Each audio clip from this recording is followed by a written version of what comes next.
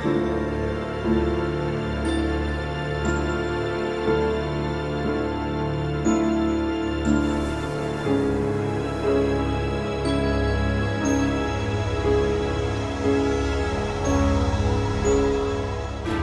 video isn't just about ghost stories or haunted old buildings.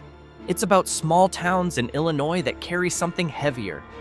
Some are shadowed by legends of mysterious creatures along the riverbanks. Some hold real tragedies that claimed the lives of children. Others were once the epicenter of racial conflict that tore their communities apart. And some look completely normal, until you learn what happened there. Horror in Illinois doesn't always scream. Often, it whispers, in the corridors of old mental hospitals, beneath ordinary-looking suburban homes, in towns that once thrived, then were slowly abandoned. These are the 15 creepiest small towns in Illinois, and not all of them are haunted. Some are simply too quiet to feel comfortable.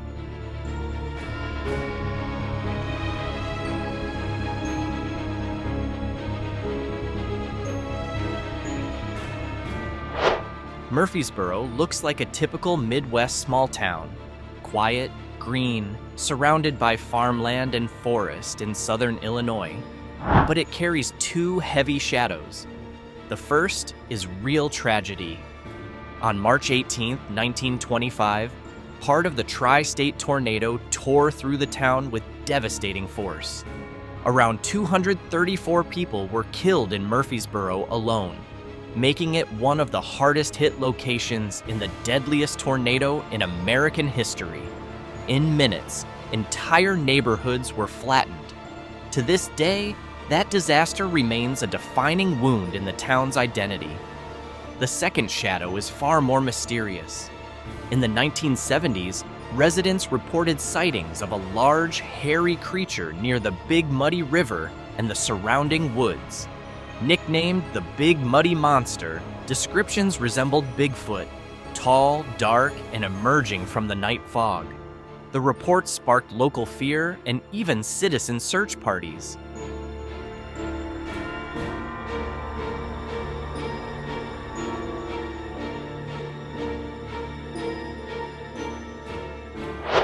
If Murphysboro is haunted by nature and wild legend, Lebanon feels like its opposite.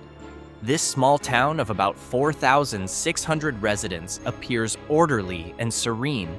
Graceful old homes, tree-lined sidewalks, and an atmosphere straight out of a 19th century American period film. No brutal headlines, no river monsters, just silence.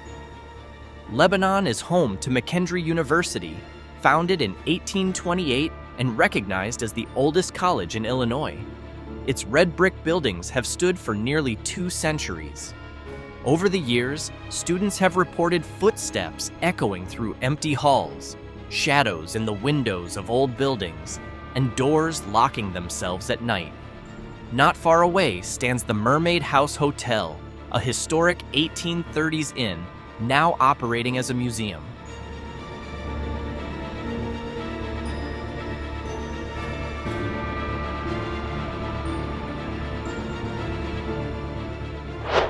St. Charles is often considered one of the most charming towns in Illinois. With a population of about 33,700, its downtown looks like a painting by day. Small boutiques, a historic theater, and restaurants overlooking the calm flow of the Fox River. But rivers always carry stories. Since the 19th century, the Fox River has witnessed trade, accidents, and tragic drownings. Several historic buildings downtown, especially those dating back to the 1800s, are frequently linked to reports of strange activity, lights flickering on their own, footsteps in empty upper floors, and silhouettes in windows after closing time. One of the most frequently mentioned locations is the Hotel Baker, a grand 1928 landmark said to have a guest who never checked out.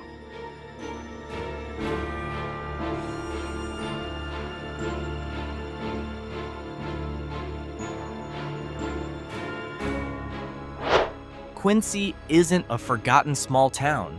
With a population of about 39,400 and a median household income in the mid-$50,000 range, it's relatively stable compared to many other small towns in Illinois. Its crime rate falls around the national average. Not extreme, but not among the safest in the state either. But Quincy has something many towns don't, a history that feels dense and layered. Located along the Mississippi River, it flourished in the 19th century. The result? Entire blocks lined with Victorian homes, old mansions, and stone churches dating back to the 1800s. One of the most notable places is Woodland Cemetery, a historic burial ground holding thousands of old graves, its marble statues slowly weathered by time.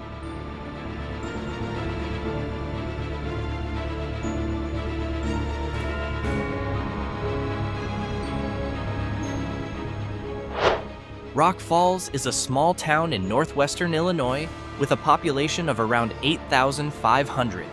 It's not a tourist destination. It's a blue-collar river town split by the Rock River, carrying a more rugged, unfiltered Midwest atmosphere. And then there's the betrayal that put it on the national map. For more than 2 decades, the city's comptroller, Rita Crundwell, embezzled public funds totaling over $50 million, one of the largest cases of municipal fraud in American history. The money funded a lavish lifestyle, while the town itself gradually struggled to maintain basic public services. Think about that. A small town. Everyone knows everyone, and for years, no one knew. Rock Falls isn't known for monster legends or haunted hotels.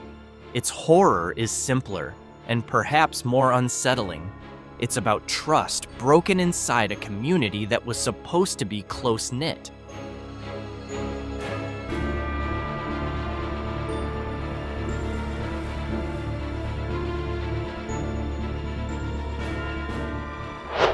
Mount Carroll feels like another world. No headline murders define it. No national scandals, just quiet. This small town in northwestern Illinois has a population of about 1,500. Its main street, Market Street, looks like a preserved slice of the 19th century. Brick buildings standing shoulder to shoulder, vintage-style street lamps glowing softly after dark.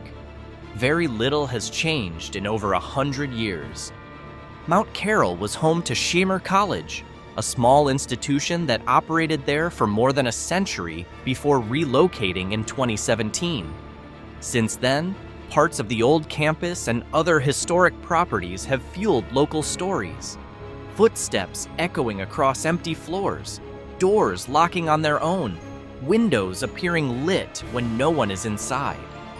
There's no river monster like in Murphysboro, no legendary hotel like in St. Charles. Just silence.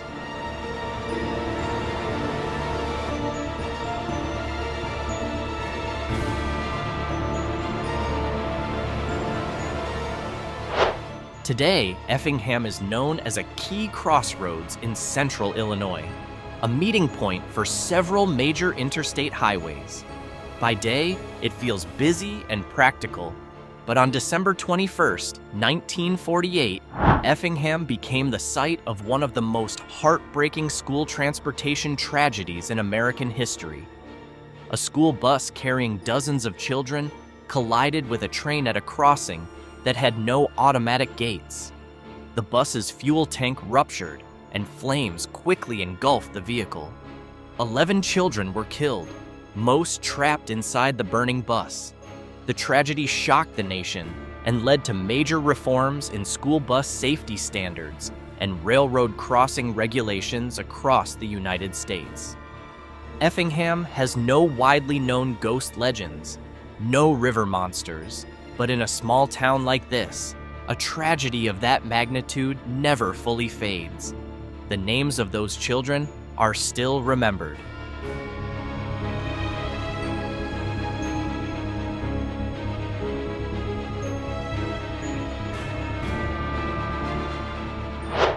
If Effingham represents a tragedy that changed national safety laws, Grafton brings us into a different kind of darkness, older, wilder, and harder to verify. With a population of fewer than 1,000, Grafton feels like a town suspended between worlds. Located at the confluence of the Mississippi and Illinois rivers, it became a busy 19th century river port filled with sailors, traders, and the rough violence typical of river towns. Its history includes major floods, duels, and sudden deaths that were not always carefully recorded. One of the most frequently mentioned landmarks is the piazza bird, a painted recreation of a legendary creature on the limestone bluffs near town. Native American legends describe a winged being that preyed on humans, adding a layer of mystique to the region.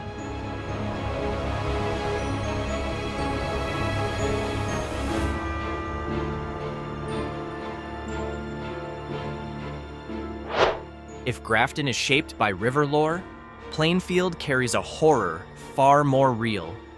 Today, Plainfield is a fast-growing suburb southwest of Chicago, home to more than 45,000 people. Overall, its crime rate is relatively low for a city of its size. Modern housing developments, good schools, shopping centers, it looks like the ideal American suburb. But the name Plainfield is often associated with one man, John Wayne Gacy. One of the most notorious serial killers in American history, Gacy lived and committed most of his crimes in this area during the 1970s. He murdered at least 33 victims, mostly teenage boys and young men, and buried many of them beneath his home.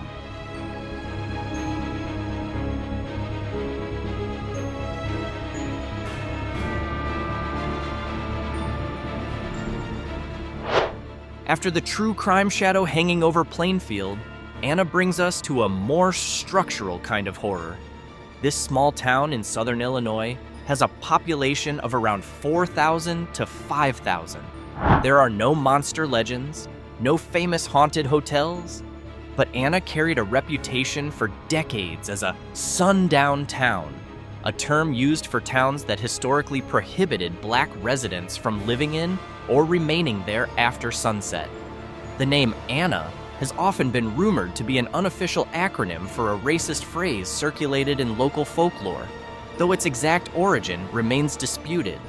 In the early to mid-20th century, reports and testimonies described intimidation and the forced removal of black residents. Historical records indicate that the African American population in Anna was nearly zero for decades. There may be no visible ruins here, no abandoned asylum, but sometimes the most unsettling histories are the ones embedded quietly into a town's social fabric.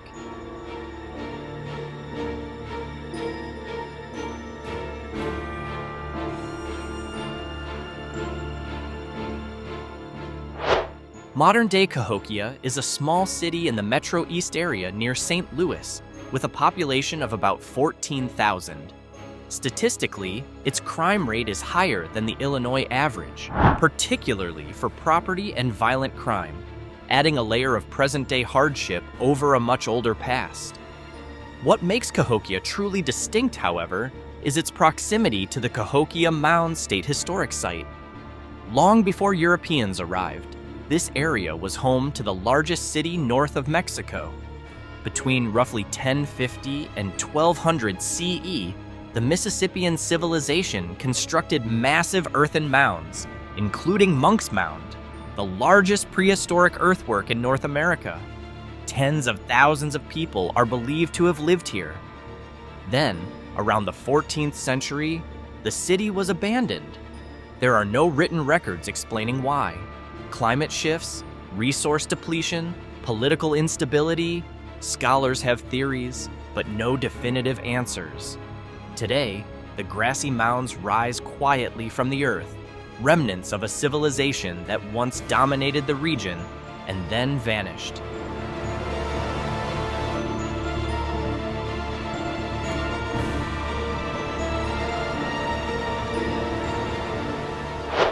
After the ancient mystery of Cahokia, Jacksonville brings us to a more modern and better documented darkness.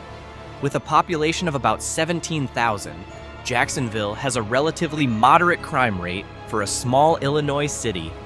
Visually, it resembles a typical college town. Historic homes, old campuses, quiet streets. But on the edge of town stands the complex that shaped its reputation for over a century, the Jacksonville Developmental Center. Founded in 1851 as the Illinois State Hospital, it was one of the oldest mental health institutions in the state. At its peak, thousands of patients lived there.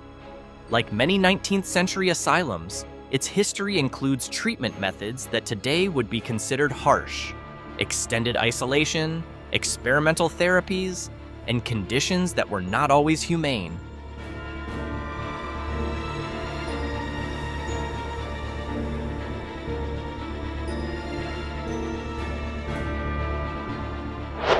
After the silent corridors of the old mental hospital in Jacksonville, Alton feels like the next level.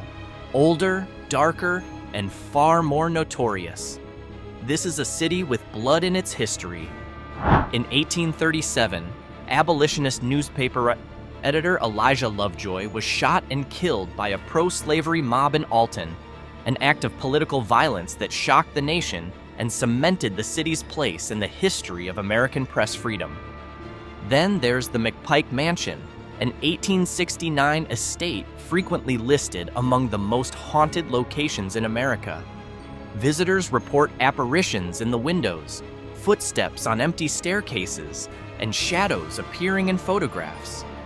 And perhaps most infamous of all, the Alton Military Prison. During the Civil War, thousands of Confederate prisoners were held there under brutal conditions. Hundreds died from disease and starvation. Many local ghost tours claim paranormal activity still lingers at the former prison site.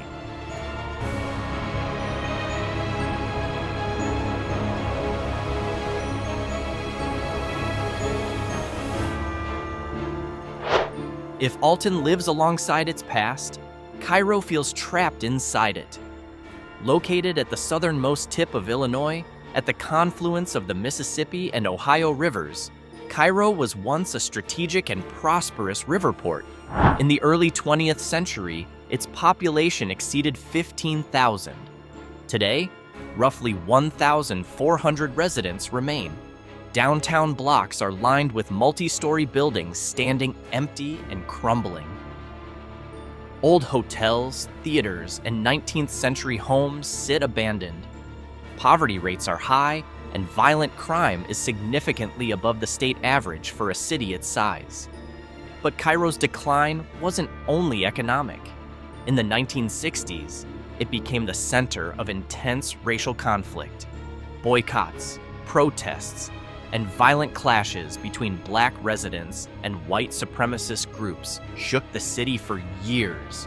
Many families left and never returned. Walking through Cairo now can feel less like visiting a struggling town and more like stepping into a place frozen mid-collapse.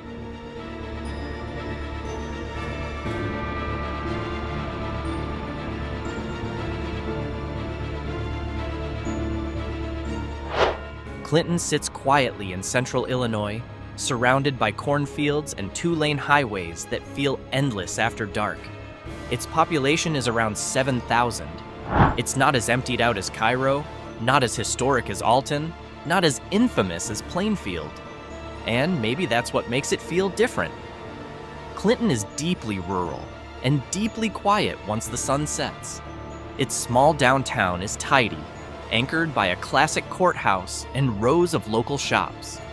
On the edge of town lies Clinton Lake, expansive and peaceful by day, a place for fishing and boating. But at night, the surrounding countryside turns pitch black. Over the years, local stories have circulated about mysterious deaths and missing persons cases that never drew national headlines. Not all are widely documented, but in small towns, stories linger. When something happens in a place like Clinton, everyone knows, and everyone remembers.